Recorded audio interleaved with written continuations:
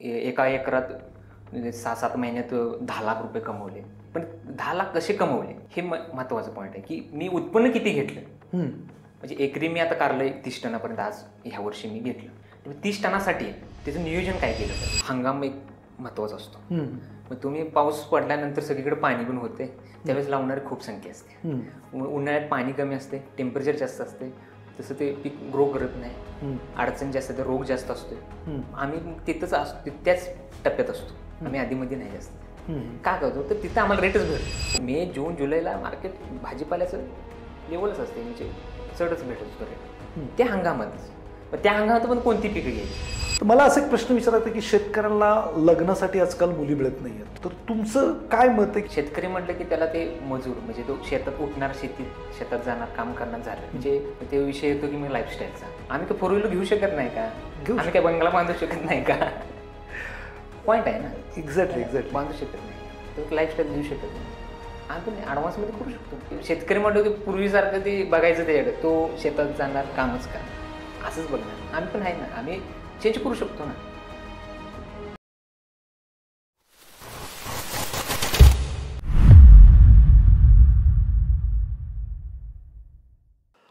नमस्कार मित्रांनो, विजेता कॉर्नर रिअल हिरो या पॉडकास्टमध्ये तुमचं सर्वांचं मनापासून स्वागत. आणि आज सुद्धा आपल्याकडे एक विशेष व्यक्तिमत्व आलेलं आहे.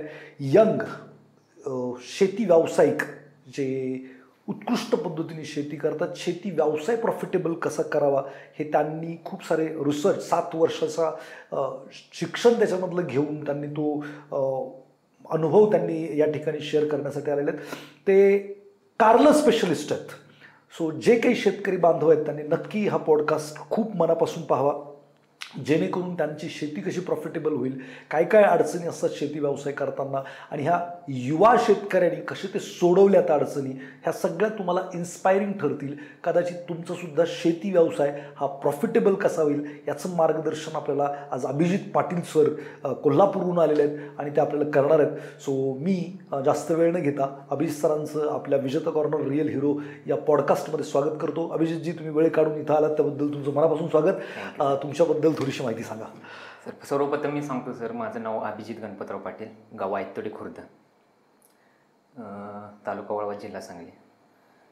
सध्या सर मी शेती करतो आहे. विविध भाजीपाला मी सतत 8 वर्ष झालं घेतो आहे. सांगायचं झालं तर माझं शिक्षण गावीच झालं, BA पर्यंत शिक्षण झालं. BA कशात केलं तुम्ही? BA journalism subject. जर्नलिझममध्ये केलं. शेतकरी झालं. कारण का कुटुंबाचे पहिल्यापासून शेती व्यवसाय होता, त्यामुळं शेतीतच हे झालो. म्हणजे शेतीत आलो म्हणजे तसं मी अपघातानं झालं. का मी 7वीला असताना माझे वडील वारले. ओके. त्यामुळं, आणि माझा मोठा भाऊ आहे, असं म्हणजे शेतीची जबाबदारी घरची. किती जण आहे तुम्ही बहीण भावंड? आम्ही 3 जण आहे. ओके. मोठा भाऊ आहे आणि बहिणीचं लग्न झाले आणि मी आता शेती बघतोय. भाऊ काय करतो? भाऊ जॉबला आहे कोल्हापूरला, तिचं MBA झालं. Okay okay. MBA केलंय आणि ते जॉब करतात, तुम्ही शेती करताय? मी शेती बघ. ओके. त्यामुळं जबाबदारी पडल्यामुळं शेतीकडं, उत्पन्न सोर्स आता शेतीचा आहे म्हटल्यावर शेतीवरती फोकस केला. मग शेतीमध्ये ऊसामध्ये जास्त काय उत्पन्न सोर्स दिसत नव्हते, त्यामुळं मला माझे मामा ते शेतीत भाजीपाला करत होते. मग त्यांच्या सान्निध्यातनं मला सांगितलं की भाजीपाला हे बेस्ट राहील आपल्यासाठी. मला ते भाजीपाला, मी मामांच्या मागे लागून म्हटलं मी भाजीपाला करणार आहे, मला तुम्ही. किती जमीन आहे तुम्हाला? आम्हाला 5 एकर जमीन आहे. ओके. 5 एकर जमीन आहे, त्यातल्या मी भाजीपाल्यासाठी 3 ते 4 एकर ठेवतो, बाकीचा ऊस करतो. मग ती फेरपालट असते पिकाची, पण सातत्याने सिजनेबल असतो, त्या हंगामातच घेतो. म्हणजे उन्हाळ्यामध्येच पीक घेतलं जातं, नंतर जास्त त्याचं दुसरा हंगाम वगैरे असं काही नाही. फिक्स हंगाममध्ये घ्यायचं पीक, प्रॉफिट 100% राहतं. बरं, तुमचं बालपण वगैरे कसं गेलं? शेतीवरती आपण येऊ. तुमचं बालपण वगैरे, किंवा वडील गेल्यानंतर काय आर्थिक प्रॉब्लेम कसं काय, म्हणजे तुम्ही या शेतीकडंच का वळलात? कारण बरेचसे लोक आजकाल शिक्षण घेतलं की कुठेतरी जॉब करणं निवडतात, पण तुम्ही शेती करणं निवडलं. मग काय नक्की बॅकग्राऊंड काय होतं त्याच्यामागे? शेती म्हणजे एकतर जबाबदारी पडली. ओके. वडील गेल्यानंतर आर्थिक परिस्थिती खालावली, त्यामुळे उत्पन्न सोर्स करणारा म्हणजे मेन घरातला पुरुष असतो. मग त्यामुळं भाऊ शिक्षण परत जॉबकडे गेला. मग शेती कोण बघायचं? मग मी पण शिक्षणात फार असं ही नाही, पण ठीक आहे, गावामध्ये शेती शिक्षण घेत घेत ग्रॅज्युएशन केलं, शेतीची आवड लागली. शेतीत मग करायचं तर म्हटलं बेस्टच करायचं. मग त्यामुळे शेती निवडली. शेतीत मग नंतर मला 7 वर्ष खूप म्हणजे 7-8 वर्ष मला त्रास झाला त्यात, म्हणजे अपडाऊन भाजीपाला. असा विचार नाही आला की यार भाऊ पण शिकतोय, तो नोकरी करणार आहे, तर मी पण जाऊ दे मरू दे शेती, मी पण शिकतो आणि नोकरी करतो, असा विचार नाही आला का? मला जॉबमध्ये मुळातच मला इंटरेस्ट नव्हता पहिल्यापासून. काय असेल ते म्हटलं ठीक आहे, शेती आता आपण पकडले ना, शेतीतच बेस्ट काय करता येईल हेच बघायचं. किती अडचण खूप आल्या, लॉस झाला, त्रास झाला मला, ते करायचं काय असं नर्वस पण खूप झालं. तरी पण मी सोडली नाही, जिद्द नाही सोडली. आपण ह्याच्यात ह्या वर्षी काय झालं लॉस, तर हे आपल्याला मॅनेजमेंट चुकली, मार्केटला रेट भेटला नाही. असं पहिलं पीक कोणतं घेतलं तुम्ही? मामाकडून इन्स्पायर झाल्यानंतर पहिलं पीक कोणतं घेतलं आणि काय झालं त्याच्याबरोबर? पहिलं पीक मी कारली पीक निवडलं. सुरुवातच मी कारल्यापासूनच केली भाजीपाल्यामध्ये. भाजीपाल्यामध्ये मामांना विचारून की काय करतं, कारले पीक निवडलं. कारली पिकात मग मामांना विचारून, दुकानदाराला विचारून त्या पद्धतीने चालू केलं. बिलकुल त्यातलं मला काही नॉलेज नव्हतं. कोणती खतं सोडली पाहिजे, कोणता स्प्रे केला पाहिजे, असंच विचारून दुकानदाराला विचारून आणायचं, कन्सल्टन्सीवाल्याला विचारायचं, त्यातनंच शिकत, त्यातनं नॉलेज घेत. असं काही मी डिग्री कोणती घेतली नाही ॲग्री, पण ती नॉलेज प्रॅक्टिकली अनुभव मी स्वतः वर्ष 2-3 वर्ष असं मला येत गेलं. आणि आपण वर्षाला काय चेंज केलं पाहिजे, पुढल्या वर्षी पीक घेणार आहे, ह्या वर्षी काय झालं, एकरी मला 10 टन 15 टन कारले निघले. तर आज मी एकरी 30 टन काढतो. बरोबर. मी 50% ग्रो केलं आतापर्यंत. म्हणजे काय करायला पाहिजे, प्रॉपर काय केलं पाहिजे, हे मी 7 वर्षात ह्या जर्नीत शिकलो एवढं. बरं. मग आता सध्या एकदम 3 ते 4 वर्ष झाली मी स्टेबल आहे. म्हणजे आता सध्या जर भाजीपाला म्हटलं की शेतकरी थोडं म्हणतात की यात लॉस आहे, 1 वर्षी भेटेल, दुसऱ्या वर्षी नाही, तिसऱ्या वर्षी भेटेल, असं काही सांगता येत नाही. तर मी तसं नाही केलं. आता टोमॅटो असू दे, बाकीचे कोणते पीक असू दे, त्यात कमी जादा रेट होऊ शकते. मग मार्केटचा अनालिसिस केला की आपल्याला कोणतं पीक निवडलं पाहिजे आणि कोणत्या हंगामात घेतलं पाहिजे की आपण लॉस नाही झालं पाहिजे पहिलं. मग त्यासाठी मी कारलं पीक आणि पडवळचं एक आत्ता पीक मी 3 वर्ष 4 वर्ष झाली होती, हे पीक निवडले की त्या हंगामातच पकडायचं, की ती प्रॉफिटमध्येच गेलं पाहिजे. मग त्याचं प्लॅनिंग, मग त्याला किती उत्पन्न काढलं पाहिजे आणि ते मार्केटला काय रेटला जाईल, कमीत कमी काय रेट मिळेल आणि जास्तीत जास्त काय रेट मिळेल, याचं ॲनालिसिस केलं. नंतर ते पिकाचे त्या हंगामातच लागून होते. मी एक्स्ट्रा जास्त काही करत नाही, फक्त प्रॉपर नियोजन करून त्याचं मॅनेजमेंट होतं. बरं, किती वर्ष तुम्ही सुरुवातीला शेती केली त्यावेळी ती लॉसमध्ये गेली असं काही? सर असे पीक खूप गेले. म्हणजे टोमॅटोचे तर मला सांगायचं म्हणजे 4-5 प्लॉट माझे लॉसमध्ये गेले. 1 वर्ष असं झालं, मी 1-2 एकर टोमॅटो केले होते आणि टोमॅटो तर काढणी होते त्याचे 4 दिवसांनंतर, सगळं त्याचं झालं आणि अचानक वादळ आलं. दुसऱ्या दिवशी सकाळी जाऊन बघितलं तर सगळं प्लॉट नुकसान झालेलं होतं. बरं. मग वाईट वाटलं बघितलं, पण थांबलो नाही. असं बरेच गोष्टी झाल्या. मग नंतर आमच्या इकडे 19ला पूर आला, महापूर, पाऊस खूप झाला. मी त्यावेळेस माझी 1.5 एकर मिरची होती. पुरामुळे सगळे रोड बंद झाले, मिरची फक्त चालू झाली आणि पाणी लागलं त्याला आणि प्लॉट गेला. परत नंतर आला कोरोनाचा काळ. कोरोनामध्ये पण माल जाईना, सगळे ठप्प झालं वाहतूक, त्यात लॉस झाला. असं लॉस घेतलेत खूप, काही प्रॉफिटमध्ये गेले, काही लॉसमध्ये गेले. पण यातनं एवढं समजलं की आपल्याला केलं काय पाहिजे. आता मातीपासून म्हणजे जमिनीची माती ती कशी पाहिजे आपल्याला, त्यात काय आपल्याला घातलं पाहिजे, सेंद्रिय कर्ब किती पाहिजे, म्हणजे माती परीक्षण करून अशा पद्धतीने खूप त्याच्यात बारकावे लक्षात घेतले आणि तीच त्या पद्धतीने आता. बरं. म्हणजे तुम्ही मध्ये मी तुमच्याकडनं बोलता बोलता ऐकलं की तुम्ही कन्सल्टन्सी पण शेतीची घेतली कोणाकडून तरी? हो सर, मी सुरुवातीला काही माहीतच नाही. मी फोन करायचा की सांगितलं ना आता दुकानदार 19 सुरुवातीला एक सोडून द्या, काही माहीतच नाही त्यातलं. म्हणजे ग्रेड काय असते ते 19 घटक काय आहे त्यात, NPK ह्यात काहीच नॉलेज नाही. मग ते 19 ना ते वाढायचं, म्हणजे ग्रो करायचं. मग ते आणायचं, मी महिनाभर 30 सोडायचं. मला आता सांगताना हे वाटतं की मला ते कोणता स्प्रे घ्यायचं हे पण माहीत नाही. ते दिला ना त्यानं ते थांबते, त्यानं हे दिलं ना ते वाढतंय. मी काय ग्रेड काम करतात हे काहीच माहीत नाही. कन्सल्टन्सीवाल्याला बोलवायचं की तो द्यायचा, मग ती पीक जास्त लागायला, मग ती कन्सल्टन्सीवाल्याला मी त्याच्याच मागं लागायचं. बरं ही काय करतं, मग ते प्लॉटमध्ये आलं ना, बरं ही काय काम करतं, मी ह्याच्यामुळे काय होतं, हे असंच करून मी त्यातनं माहिती घेत गेलो. असं काही फार वेगळं काही नाही, पण ह्यातनं शिकत गेलो. आता पूर्ण त्यातलं नॉलेज आहे. आता एवढं की शेतीचे कन्सल्टंट असतात, हाच विषय मी आज पहिल्यांदा ऐकतो. हे शेती कन्सल्टंट कोण असतात? म्हणजे ॲग्रिकल्चरमध्ये डिग्री घेणारे लोक असतात, काय त्यांचे चार्जेस असतात किंवा कुठे ते मिळू शकतात? समजा माझ्या शेतीत मला काय करायचं आहे हे जर मला माहिती करून घ्यायचं तर त्याच्या संदर्भात थोडंसं. कन्सल्टन्सी म्हणजे काय होतं, त्यांनी जे एक डिग्री घेतलेली असते, त्यांना खतं औषधे त्यांना कोणती द्यायची, कोणत्या स्टेजला द्यायची हे त्यांना प्रॉपर त्यांना माहीत असतं. मग ते आपल्याला काय कन्सल्टन्स करते की ही तुम्ही आता खतं द्या 1 आठवडा, हे 1 आठवडा स्प्रे द्या, इथे चार्ट लिहून देतात, ही तुम्ही 1 दिवस 2 दिवस गॅपनं ही कंटिन्यू करा हे सांगतात. पण असं करतात. पण मला एक म्हणायचं काय की आपण शेतकऱ्यांनी नेमकं ती सोडायचं आहे. पण ती शेतीला आता आवश्यकता आहे का नाही, कन्सल्टन्सीवाल्यांनी काय बघितलं का आपली माती चेक करून का त्यात ते घटक आहे आपल्यात काय आहे, पण ते आपण स्वतः आपण मातीचं परीक्षण करून स्वतः आपण ते केलं पाहिजे. कन्सल्टन्सी मार्केटमध्ये खूप आहे, खूप म्हणजे आता सध्या ते व्यवसायच झालेला आहे. ते आपल्याला कन्सल्टिंग करतात की हे तुम्ही सोडा, ही करा, त्याचे चार्जेस घेतात. काय किती असतात त्यांचे चार्जेस? त्यांची फी असते, काय ते व्हिजिटला फी असते, काय काय टक्केवारीवरती असतात, व्हिजिट करतात, अशा पद्धतीने असतात. एक कन्सल्टंट निवडायचं असेल तर म्हणजे नक्की काय त्याचं चेक केलं पाहिजे? कन्सल्टन्सी निवडायचं असेल तर नक्की काय म्हणजे पहिलं म्हणजे ते प्रॉपर त्यांनी ती दिली पाहिजे खतं, प्रॉपर त्यांनी स्प्रे औषधं प्रॉपर त्यांनी दिली पाहिजे. पण हे शेतकऱ्यांना एवढं नॉलेज नसते ना. आता कन्सल्टन्सीवाल्यांनी दिलं हे खतं औषध, त्यांना काय माहीत असते, काय काय शेतकऱ्यांना काहीच माहीत नसते. हे दिलंय म्हणते जाऊन आणायचं मार्केटमध्ये सोडायचं. पण ह्याला काय आपण ॲनालिसिस करू शकतो, फक्त एवढंच की आपलं उत्पन्न वाढलं हेच आपण नंतर उत्पन्न वाढल्यानंतर आपण ठरवू शकतो की हा कन्सल्टन्सीवाला चांगला आहे. त्याच्या अगोदर काय सांगू शकतो. Okay okay okay. रोगावरती कंट्रोल आलं, उत्पन्न वाढलं तर आपण ठरवू शकेल की ठीक आहे आता हा चांगला देतोय.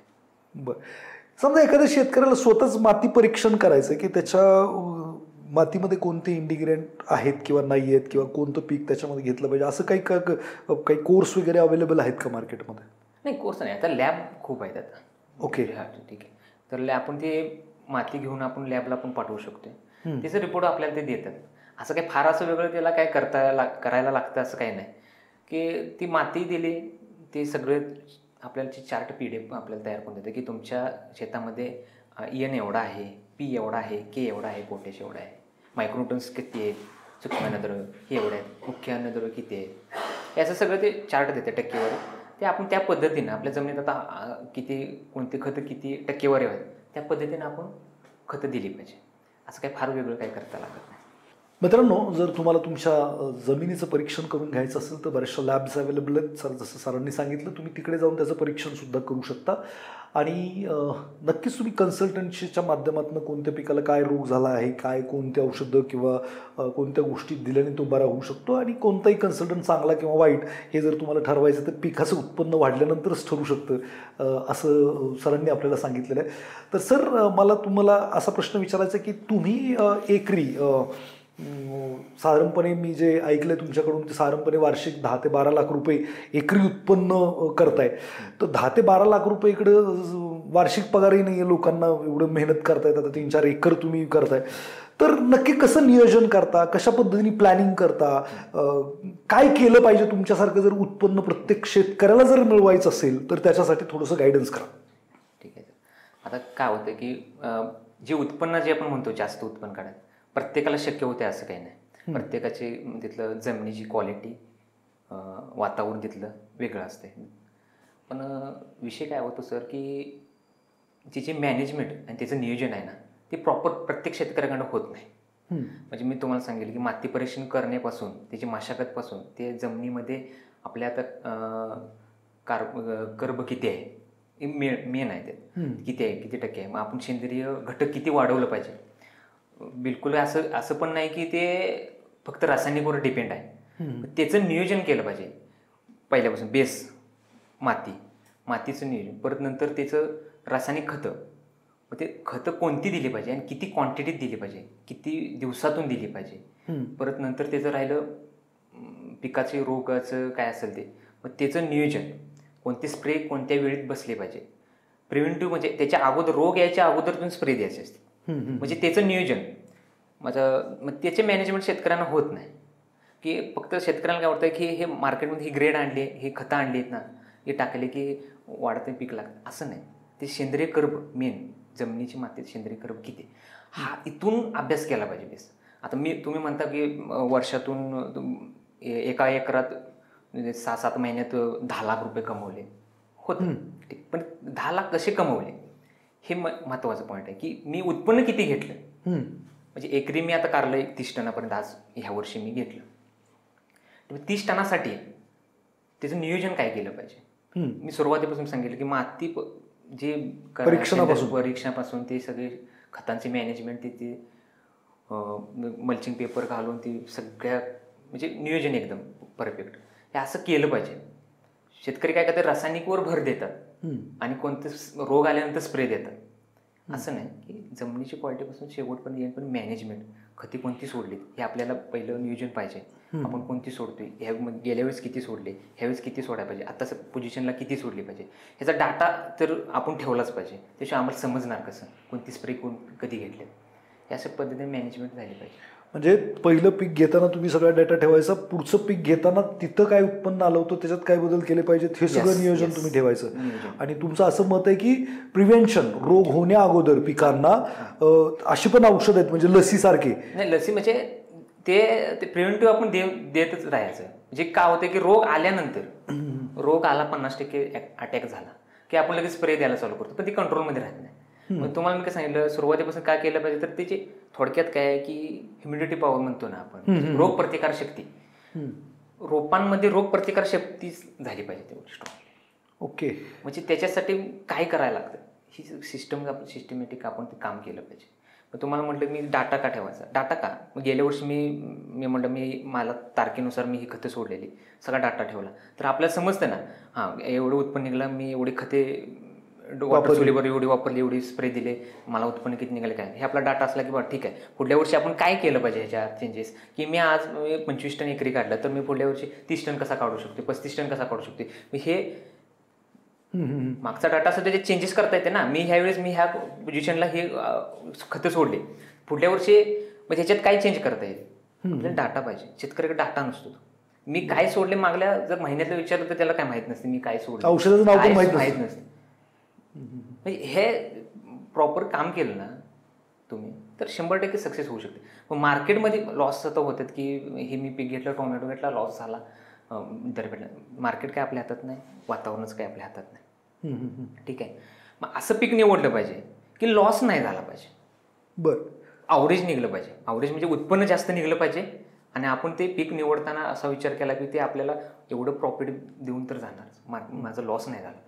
बरं, मग अशी कोणती पीक आहेत जेव्हा ऑलवेज मार्केटमध्ये रेट मिळू शकेल किंवा लॉस नाही होणार अशी? नाही, आता मी तुम्हाला सांगेल, हंगाम एक महत्वाचा असतो.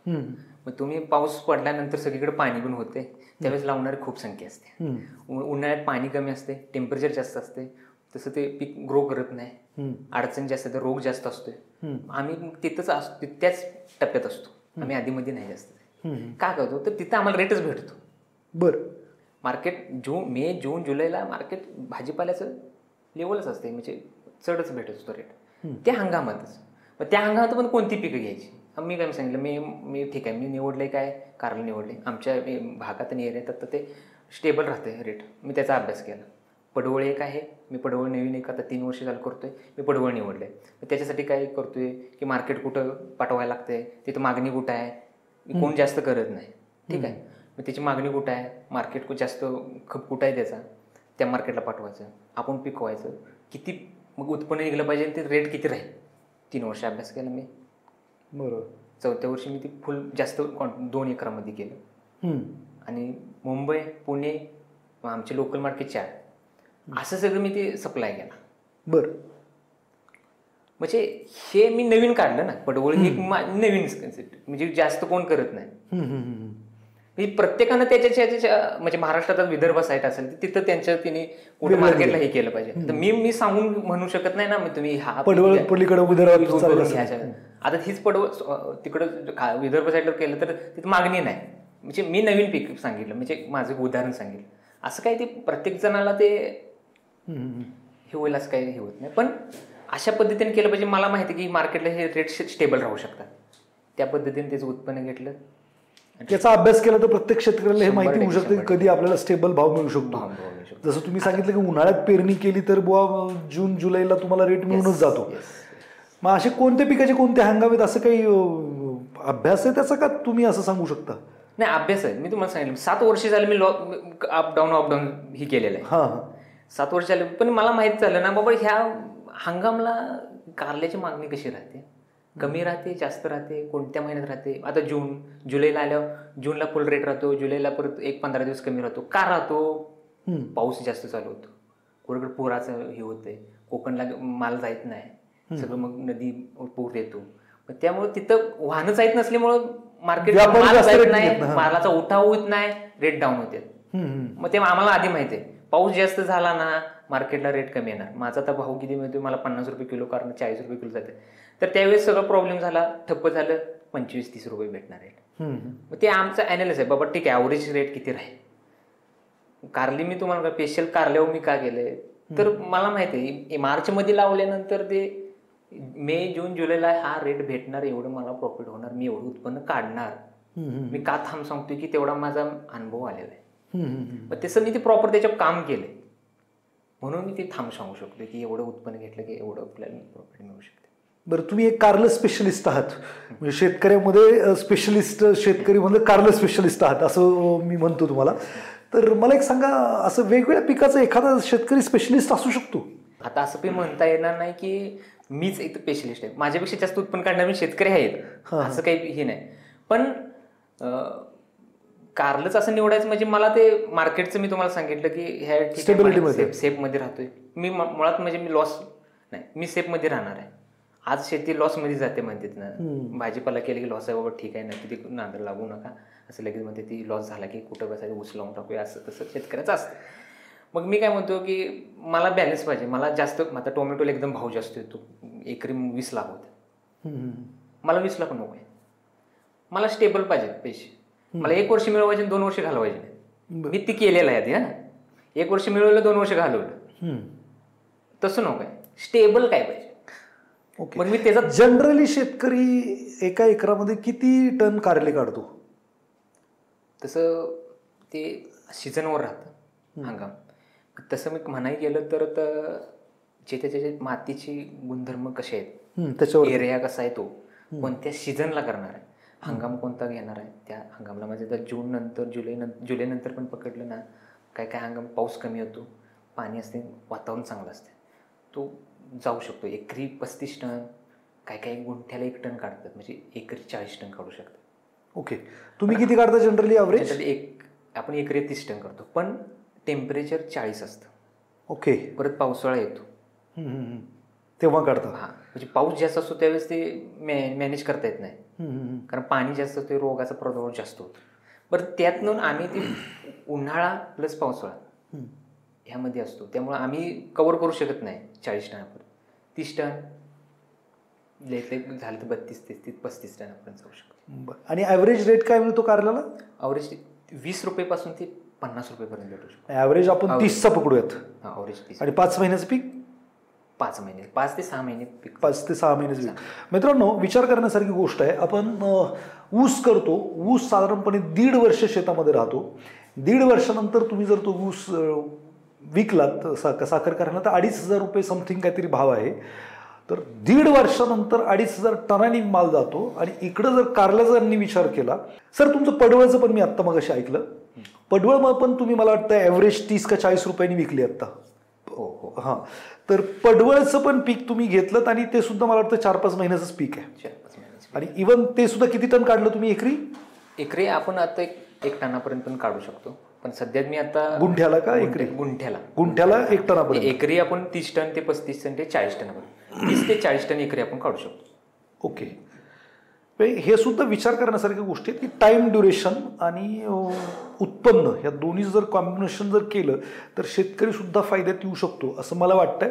अर्थातच ही इज एक्सपर्ट, तुम्ही त्यांच्याशी बोलू शकता, खाली नंबर देणारच आहे मी. कोणकोणती अशी पिकं आहेत ज्याच्यामध्ये लोकांनी विचार केला पाहिजे वा की थोडंफार 1-2 एकर करून बघायला पाहिजे? जसं की तुम्ही म्हटलात की वन टाइम 20 लाख रुपये मला नको आहेत, मला स्टेबल उत्पन्न पाहिजे.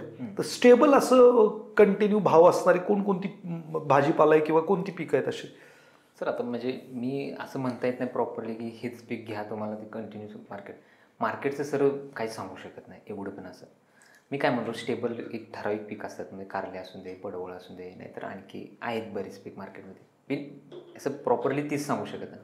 पण स्टेबल मी काय सांगितलं, हंगाम पकडा तुम्ही, हंगाम पकडलं तिथं उत्पन्न रेट मिळणार तुम्हाला. असं हेच नाही पीक सांगू शकत की, पण हंगाम घ्या.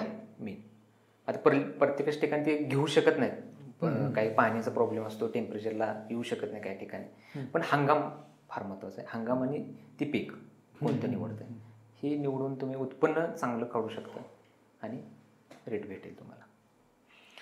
आता तुमच्या आयुष्यात असं कधी प्रसंग आला किंवा शेती करतो एवढा मोठा लॉस झाला आहे, तुम्ही सांगितलं की पुरात वाहून गेली मिरची तुमची किंवा करोना आला, मग असं वाटलं का साला हे किती अनसर्टन्टी, एवढे सगळे पैसे लावले, एवढी सगळी खतं घातली, एवढी सगळी मेहनत केली आणि शेवटी माझ्या हातात काहीच नाही, सो मी ही शेती नको करायला, मी दुसरं काहीतरी करावं, असं काय? असं काही कळलं असं झालं की लॉस असा झाला की वाटायचं की हे आता बस करावं. एक दिवस झालं म्हटलं तर बस, आता हे लॉस किती दिवस घ्यायचा, आपण बास करूया आणि दुसरा काहीतरी आपण व्यवसाय करावा असं वाटायचं. पण दुसरा करणार काय हा पण प्रश्न यायचा. आणि असा विचार यायचा की आत्ता पण आपण इथंपर्यंत आलो, 5 वर्ष गेले, 2-3 वर्ष गेले, मग प्रत्येक वर्षी काय म्हणायचं, ठीक आहे चला ह्या वर्षी हे झालं ना, पुढल्या वर्षी असंच नियोजन करा, हा ह्या वर्षी झालं ना, पुढल्या वर्षी आपण जरा त्याच्यापेक्षा चांगलं करा, असं यायचं. पण काय तर पुढल्या वर्षी आणि काय तर निराशा यायची. पण परत नंतर असंच थांबायचं नाही म्हटलं, परत निर्णय घेतला, नाही म्हटलं थांबायचं नाही, आपण इथंपर्यंत अनुभव एवढा घेतलाय, आणखी एकदा ट्राय करायचा. पण सातत्य बंद केलं नाही. म्हणून आज मी काय म्हणतो, मी त्यावेळेस मी सोडलं असतं तर मी कदाचित मी इथं बसलो नसतो. बरोबर. त्यामुळे मी नाही म्हटलं आता आपण हे थांबायचं नाही, आपला अनुभवाचा कुठं तर एक दिवस तर दिवस येणारच, आपला अनुभव एवढे घेतले. मग त्यामुळं सातत्य ठेवल्यामुळे मी आज इथंपर्यंत आलो. तर मला असं एक प्रश्न विचारायचा की शेतकऱ्यांना लग्नासाठी आजकाल मुली मिळत नाही आहेत, तर तुमचं काय मत आहे की शेतकरी, आता तुमच्यासारखा आधुनिक शेती करणारा व्यक्ती जो खूप चांगला व्यावसायिक म्हणता येईल, शेती करताय, व्यवसाय करताय, खूप चांगले पैसे पण कमवताय, बरेचसे अजून पण शेतकरी असतील जे तुमच्यासारखं करत असतील, पण शेतकऱ्याला मुली मिळत नाहीत, तर त्याचं काय कारण आहे असं तुम्हाला वाटतं? हल्ली आता काय होतंय की पालक आणि मुली काय असेल, शेतकरी म्हटलं की त्याला ते मजूर, म्हणजे तो शेतात उठणार, शेतात जाणार, काम करणार झालं म्हणजे ते विषय येतो की मग लाईफस्टाईलचा. मग मजूर म्हणूनच त्याच्याकडे बघायचं का? नाहीतर ते कुटुंब काही असं चांगलं पण ग्रो करू शकतंय ना शेतीवरती. असं काही नाही करताच आहे ना, असं नाही की सिटीतच जाऊन तो मोठा होऊ शकतो, असं काही नाही. पण लाईफस्टाईल देऊ शकतो ना शेतकरी पण. येस, तसं काही पूर्णच ही करू शकत नाही, पण त्याच्याकडे बघताना दृष्टिकोन पूर्ण शेतकरी आहे, त्याच्याकडे काय म्हणजे इन्कम होऊ शकत नाही एवढा, तो काही ग्रो करू शकत नाही. आधुनिक शेती करून अशा पद्धतीने उत्पन्न सोर्स वाढवू शकतो ना, बघण्याचा दृष्टिकोन बदलला पाहिजे. ओके. आणि शेतकऱ्यांनी कामच नाही केलं, पिकच नाही काढलं तर तुमची लाईफस्टाईल खायलाच नसेल तर काय करणार? आज तुम्ही जाताय ना भाजीपाला मार्केटमध्ये जाताय, घेताय भाजीपाला घेताय, सगळं हे कुठून येतं? शेतकऱ्याकडूनच येतं ना. मग तुम्ही शेतकऱ्याकडे असं बघताना दृष्टिकोन असा का ठेवलाय, संकुचित असल्यासारखं? असं नाही ना, तो पण मिळवतोच ना, कमवतोच ना. काय काय आता इंजिनियर आहेत, यांना पॅकेज आहे 10 लाख आहे, 8 लाख आहे, त्याच्यापेक्षा जास्त करू शकतो. एक्झॅक्टली. तुम्ही एकरी 10-12 लाख रुपये कमवतो. तो काय करतो, 9ला जातो, 6 पर्यंत काम करतो. वेळ किती दिला फॅमिलीला, वेळ किती दिला? आम्ही कधी पण उठू, आम्ही उद्या म्हटलं ना ठीक आहे आम्ही उद्या 2 दिवस फिरायला जायचं, आम्ही जाऊ शकतो. बरोबर. आम्ही काय 4 व्हीलर घेऊ शकत नाही का? आम्ही काय बंगला बांधू शकत नाही का? पॉईंट आहे ना. एक्झॅक्टली. बांधू शकत नाही का? तुम्ही लाईफस्टाईल देऊ शकत नाही ना, आम्ही पण ॲडव्हान्समध्ये करू शकतो ना. असं काही नाही शेतकरी म्हटलं की पूर्वीसारखं ते बघायचं त्याच्याकडे, तो शेतात जाणार, कामच करणार, असंच बघणार. आम्ही पण आहे ना, आम्ही चेंज करू शकतो ना.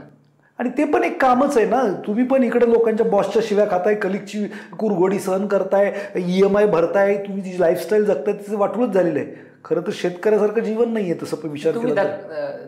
तुम्ही सिटीत राहताय आणि तुम्ही कुणाखाली हाताखाली तर कामच करताय ना. हो. किती जर तुम्हाला पॅकेज असलं, कितीतरी प्रेशर असतंय. प्रेशर असतं, पॅकेज जेवढं मोठं तेवढं प्रेशर असतं. बोलून पण घेताय तुम्ही, हा, बोलून पण घेताय वरती, शिव्या खायच्या. असं आम्हाला नाही ना. आम्ही उद्या आम्ही पिकलो, आम्हाला लॉस झाला ठीक आहे, पण आम्हाला माहिती आहे ना पुढं कुठं काढायचं, आमची तयार आहे. आम्हाला कोण प्रेशर करत नाही लॉस का झाला रे असं काही कोणा आम्हाला बोलून घ्यायचं नाही ना. माझं आहे, मी बघतो ना. तुम्हाला काय वाटतं काय पर्याय करायला लागेल शेतकऱ्याला? शेतकऱ्यानं पहिला आधी शेतीचं व्यावसायिक दृष्टिकोनातून पाहिलं पाहिजे. यस. तुम्हाला आता शेतकरी देत नाहीत. मुळात काय आहे की तुम्ही पण तसं काहीतरी अचिव्हमेंट दाखवा ना. नवीन काहीतरी शेतीत प्रयोग करा ना. शेती तसे तुम्ही ॲडव्हान्स मध्ये करा ना, तर तुम्हाला बघण्याचा दृष्टिकोन तसा होईल ना. बरोबर. असं नाही की पूर्ण गोष्टी असे नाही, पण शेतकऱ्यांनी पण असा विचार केला पाहिजे की आपण शेतीत पण काही गोष्टी नवीन नवीन करून आपण उत्पन्न सोर्स वाढवून नवीन प्रकारची शेती करून ग्रो केलं पाहिजे. बघणार दृष्टिकोन बदल ना. आज ना उद्या बदललेलंच की 100%. किती दिवस सिटीत राहणार आहेत सगळे, शेवटी मातीतच जायचं आहे. 100% किती दिवस म्हणजे लाईफस्टाईल आपण पण चेंज केलं पाहिजे आपल्याला. एक्झॅक्टली. खूप छान उत्तर होतं तुमचं. मित्रांनो, हे खूप छान उत्तर आहे की जर तुम्हाला मुली मिळत नाहीत, शेतकऱ्याला मुली मिळत नाही, तर शेतकऱ्यांनी पण बदललं पाहिजे. रानात ऊस लावायचा, पाणी सोडायचं आणि गावात येऊन बसायचं याच्यापेक्षा जमीन परीक्षण करणं, वेगवेगळे प्रयोग करणं, वेगवेगळे नगदी पिकं म्हणूयात कॅश पिकं घेणं आणि व्यवसाय म्हणून शेतीकडे पाहणं हे शेतकऱ्यांनी केलं पाहिजे असं सरांचं मत आहे. आणि मला पण खूप मनापासून हे पटलेलं आहे. तुम्हाला पण पटलं तर नक्की सरांना सांगा की yes we are going to try this. आणि सरांसारखी खूप सारे लोक जे मदत करायला बसले आहेत तुम्हाला. सो खूपच छान उत्तर होतं सर तुमचं की काय केलं पाहिजे याच्या बाबतीत. सर पुढचा प्रश्न असा आहे की हे जे शेती व्यवसायात तुम्ही आज एक सफल आधुनिक शेती तुम्ही करताय, याच्यामध्ये तुम्हाला मार्गदर्शन कोणाकोणाकडून मिळालं किंवा असे कोणती लोक आहेत जे नसते तर कदाचित तुम्ही इथं नसता? सर म्हणजे पहिलं प्रथम मी माझ्या मामाचं नाव घेतो.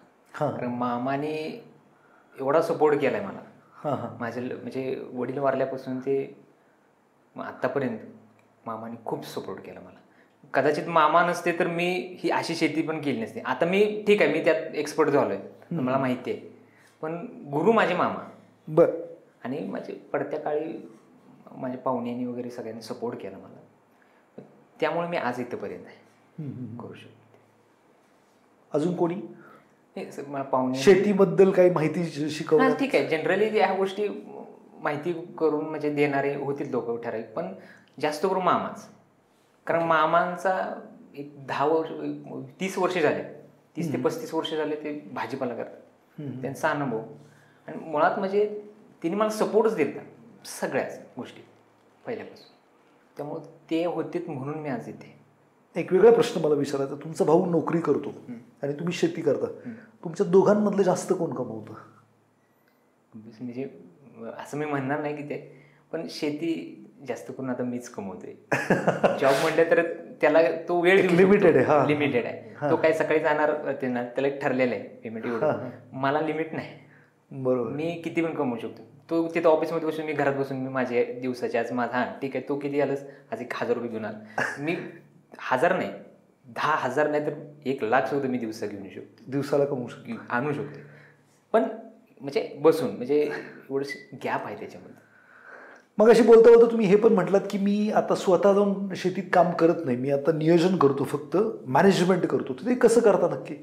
नाही, स्वतः मी शेतीत जायत ना असं नाही, मी मॅनेजमेंट म्हणजे सुरुवातीला काय करायचं, मी स्वतः पण राबायचं, कामगार मी स्वतः राबायचं. पण ती नंतर काय व्हायला ते मेंटॅलिटी राहत नाही ना. म्हणजे ती सगळं नियोजन प्लॅनिंग हे करून स्वतः पण पळायचं, सगळंच करायचं. ठीक आहे, कितीपर्यंत आपण थोडं क्षेत्रावरती आपण करू शकतो की ठीक आहे आपण स्वतः करून सगळे काम लेबर लावून करू शकतो. पण जर 2, 3, 4 एकरावर जर जायचं असेल तर ती स्वतः आपण एवढं हे करू शकत नाही ना. आपण काम हार्डवर्क करू शकत नाही ना. आता आपण चेंज केलं पाहिजे, लेबर लावून आपण मॅनेजमेंट केली पाहिजे, टीम मॅनेजमेंट. आज काय उद्या काय करायचं आहे, उद्या काय काम काय टीम लावायची. तुम्ही लेबर एवढे आहेत, ते तुम्ही एवढं काम करा, ते एवढं काम करा, उद्या ही काम आहे. फक्त मॅनेजमेंट, कुठल्या मार्केटला कुठली जाणार, उद्या कोणत्या मार्केटला माल जाणार, उद्या कोणते स्प्रे बसणार, आज ड्रिप वॉटर सोल्युबल खते कोणते जाणार, लेखी पूर्ण त्याचं प्लॅनिंग शेड्यूल लावून जास्त दगदग करायची नाही, प्रॉपर प्लॅननुसारच त्याचं काम करायचं. उद्या काय करायला लागणार, परवाचं नियोजन काय, लेबरची टीम आहे, तुम्ही आज हे काम करायचं, उद्या ते जास्त आपण जर जास्त त्यात काम करून परत नियोजन करायचं म्हटलं तेवढी मेंटॅलिटी राहत नाही ना. आता म्हणते ना स्मार्ट वर्क केलं पाहिजे, शेतीत पण झालं पाहिजे ना सगळ्यात. बरोबर आहे, स्मार्ट वर्क झालंच पाहिजे, काही प्रश्न नाही. बरं मी बऱ्याच वेळेला काही आम्ही क्लिप्स वगैरे बघतो की शेतकरी माल घेऊन येतो बाजारामध्ये, मग तो माल फारच कवडी मोलाने विकतो, मग त्याचा खर्च जास्त झालेला असतो, म्हणजे ते पट्टी येते, ते खर्च जास्त झालेला असतो आणि त्याची गरिबीच चाललेली असते. मग हे का घडतं किंवा कसं बाजारभाव मिळाला पाहिजे, तर तुम्ही सांगितलं ते कधी कोणतं पीक घ्यायचं त्याच्यावरती ते डिपेंड आहे. पण हे बाजार कसे शोधायचे, कुठं रेट मिळतो नाही मिळतो, काही सेम बाजारला रोज जर आम्ही जात बसलो तर तिथं कदाचित रेट नाही मिळतो, दुसऱ्या बाजारात तो जास्त असू शकतो. हे बाजार कुठं भाव काय चालला हे कसं बघायचं? नाही सर, आता हे बाजार हे तुम्हाला मार्केट असंच राहणार, म्हणजे उत्पन्न जास्त झालं रेट खाली येणार, ही ठरलेली बाब आहे. आणि तुम्ही म्हटला तसं की ह्या बाजारला रेट जास्त होऊ शकतो, त्या बाजारला असं नाही. एक दिवस त्या बाजारला जास्त रेट आहे, दुसऱ्या दिवशी त्या बाजारला रेट कमी येऊ शकतो, कारण का शेतकरी सगळीकडे कॉन्टॅक्ट असतो. ह्या बाजारला 2 दिवस रेट आहे ना, त्या बाजारला मग लगेच जायचं, तिथं माल जाणार. हे मॅनेजमेंट आपल्याला म्हणजे कोणतं पीक कुठल्या हंगामात घेतलं पाहिजे हेच पर्याय आहे. मार्केटला आपण काही बाकीचं करू शकत नाही, कारण का शेतकरी आपण एवढा ही करू शकत नाही, धरू शकत नाही की बाबा इथं ह्या पीक लावलं की ह्याला आपण एवढा रेट, हे आपल्या हातात नाही. मार्केट आपल्या हातात एकच आहे, किती उत्पन्न घ्यायचं आणि कोणत्या हंगामात घ्यायचं. बरं असं काही महाराष्ट्र शासनाने किंवा गव्हर्नमेंटने अशी काही सुविधा केली आहे का, किती हेक्टरमध्ये कोणतं पीक घेतलं जात आहे, म्हणजे ह्या पिकाची लागवड जास्त झाली आहे, प्रोडक्शन जास्त होऊ शकतं, किंवा कोणत्या पिकाची लागवड कमी झाली आहे, असं काही असतं का की नसतं? नाही, तो रेशो सर एवढा हे राहत नाही, म्हणजे सरकारने एवढं ते लक्ष घातलं नाही की ठीक आहे सरकार आज डाटा आहे ना, असं बघू शकत नाही की मोबाईलवर हां ह्या भागात आता ह्या मागल्या आठवड्यात एवढी लागण, ह्या टोमॅटोची एवढी झाल्या, कारल्याची एवढी झाल्या, एवढा डाटा असतं तर मग मार्केट स्टेबल राहिलं असतं. हां, मला प्रॉपर हा डाटा जर असता ना प्रॉपर, तर आज जे शेतकरी ह्या लेवलला आले नसते ना, मार्केट एकदम अपडाऊन, टोमॅटो एकदम रेट खाल्लेली टाकून दिले असतं, असं झालंच नसतं सर. बरं असं काही इनिशिएटिव्ह घेता येऊ शकतं का की बुवा जो काही शेतकरी मी पीक करतोय, मी 1 एकर 5 एकरमध्ये हे का उत्पन्न करतोय, अशी नोंद केली कुठेतरी, आपण समजा एखादा ॲप बनवलं तिथं नोंद केली, आणि मग किती हेक्टरमध्ये काय लागलंय. नाही तर काय होतं की सगळेच लोक टमाट्याचा रेट आला की सगळे लोक टोमॅटो करतात, कांद्याचा रेट आला की सगळे लोक कांदा करतात, आणि मग परत ते 1 रुपये किलोनी पण विकत नाही, म्हणजे जो काही बाजार भाव म्हणजे खर्च झालाय तो पण निघत नाही. मग अशा वेळेला जर अशा पद्धतीचं नियोजन काही करता येऊ शकतं का, आणि जर केलं तर काय बेनिफिट होऊ शकतं शेतकऱ्याला? नाही, आता हे कोणी करायचं, शासनाने प्रॉपर जर त्याच्यावर जर एक टीम म्हणा अशा पद्धतीने जर राबवलं कोणत्या क्षेत्रात, म्हणजे ठीक आहे, म्हणजे 100% ते होऊ शकणार नाही, ते 70-80% जर ते कव्हर झालं, तुम्ही म्हणताय जसं त्याचं ॲप्लिकेशन असून दे, त्याची नोंदणी असून दे, कशा स्वरूपात कोणत्या विभागामार्फत ते सिस्टम राबवायचे, हे सरकारनं जर हस्तक्षेप केलं तर 100% शेतकऱ्यांना अंदाज येईल की ही पिकाची आता लागण एवढ्या आठवड्यात ह्या महिन्यात एवढी झाल्या, त्याच्यामुळे तो लागण करेल का नाही करेल तो ठरवेल, याच्यामुळे त्याचा लॉस थांबेल.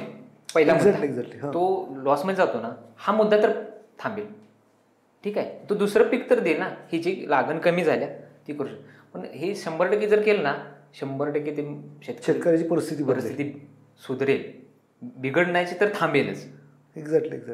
मार्केट म्हणजे डाऊन झालं तर तो म्हणतात प्रॉब्लेम आहे, हे सगळे प्रॉब्लेम तर कमी होतील.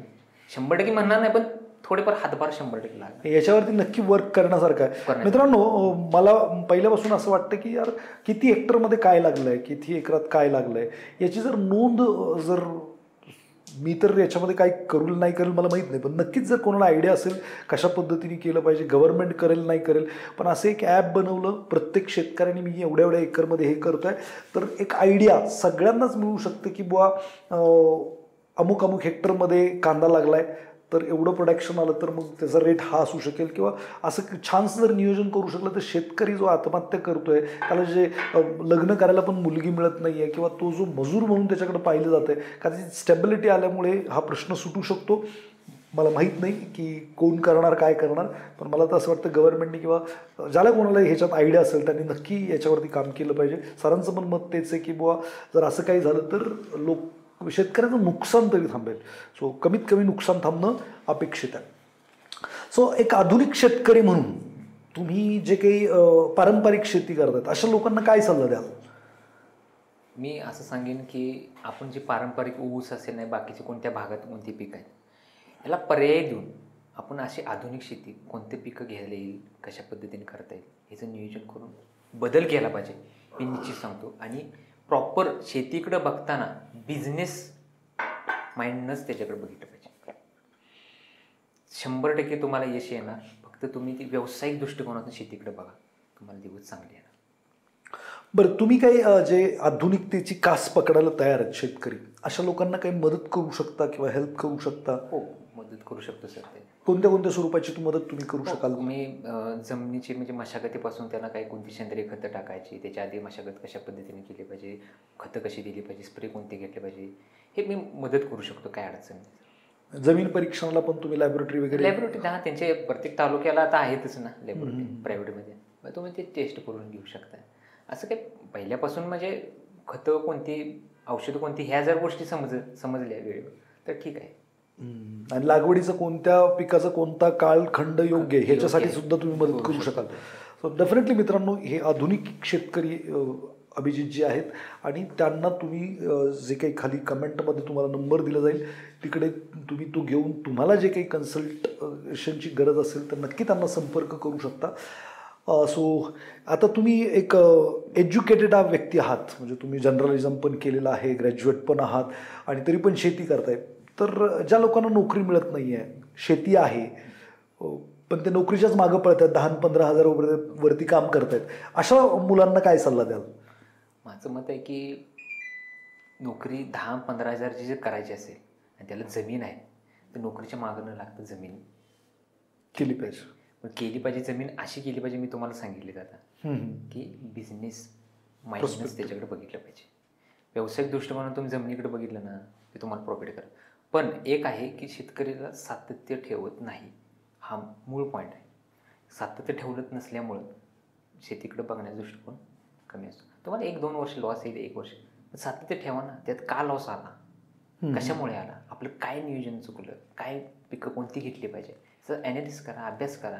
तज्ज्ञ आहेत, शेतकरी आहेत, त्याचे भाजीपाला करणार नाही तर दुसरं काय पिकं घेणार, बघा ना. दुसरं काय पर्याय भरपूर आहे, शेतीपूरक भरपूर पर्याय. काय करता येईल, पारंपरिक पीक सोडून काय करता येईल त्या पद्धतीने करा ना. व्यावसायिक दृष्टिकोन बघितलं तर 100% तुम्हाला ते काय ना काय तिथे सापडेल. सर, अजून एक प्रश्न विचारायचा की तुमच्या ॲग्रोवनला वगैरे लेख येतात आणि कारल स्पेशलिस्ट म्हणून तुमचा खास उल्लेख केला जातो. तर ॲग्रोवेनमध्ये जे काही शेतकरी लिहित आहेत त्यांना ॲज इट इज फॉलो केलं तर चालेल का? म्हणजे जे बाकीची लोक आहेत, ॲग्रोवन जे काही लेख आहेत ते कितपत म्हणजे काय म्हणतात फॉलो करण्यासारखे आहेत?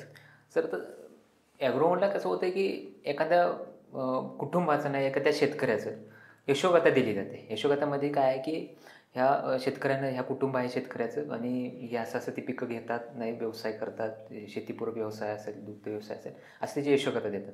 मग ते कोणत्या पिकावरती पण देतात. आता माझं पण एक जस्ट मागल्या 1-2 वर्षापूर्वी कारल्या पिकावरती आलतं एक यशोगाथा. तर त्या शेतकऱ्यानं म्हणजे त्या यशोगाथेत त्यानं सांगितलं असतं की मी अशा पद्धतीने सगळं ते नियोजन मॅनेजमेंट केलं असतं, त्याचा नंबर दिला असतो.